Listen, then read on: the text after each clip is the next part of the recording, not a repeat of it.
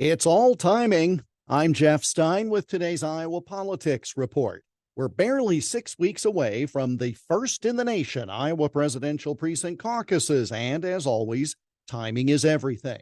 Those who peaked at the time of the old August Iowa straw poll often weren't even in the race by the time of the caucuses early the next year. And how we view candidates depends on what's going on in the world. For example, remember 2008? Barack Obama won the Iowa caucuses, and Joe Biden dropped out after receiving only 0.9%, not even a full percent, of the delegates on caucus night. Obama, of course, went on to win the nomination. But as he was looking for a running mate, there was trouble in the nation of Turkey, which helped expose Obama's lack of credentials in foreign affairs, certainly as compared with the GOP nominee, John McCain. So, in an effort to bolster the credentials of the ticket overall, Joe Biden suddenly became the vice presidential choice, despite his utter lack of electoral success to that point in national races, because Biden supposedly had international relations credentials due to his long tenure in the U.S. Senate. It wasn't long before the Obama team apparently wanted a do-over on that one, but the Democrats won the election and the White House, so the issue essentially went away. Look at the state of the Republican presidential race today.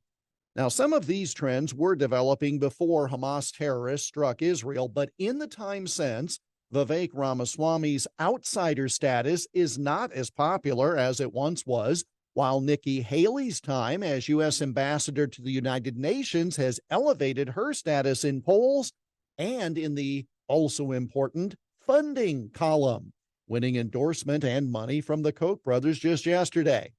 By all rights, the attack on Israel should have helped Ron DeSantis, given his action as Florida's governor, to send planes there to retrieve citizens of his state from Israel, as well as his experience in the military, his experience in Congress.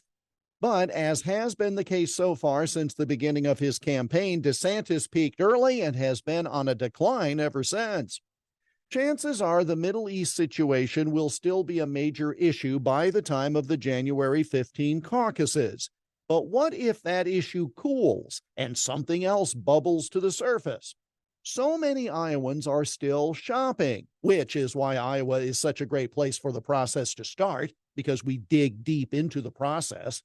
So while turnout will be the ultimate key to success, close behind will be what's going on in the world at the time, and therefore which candidate seems best able to respond to that moment. Of course, that may not be a value at the time of the general election or beyond, but again, timing is everything. And that's the Iowa Politics Report for Wednesday, November 29 on Twitter, Instagram, Getter, Threads, and Truth Social at Iowa Politics. I'm Jeff Stein on News Talk 1540 KXEL.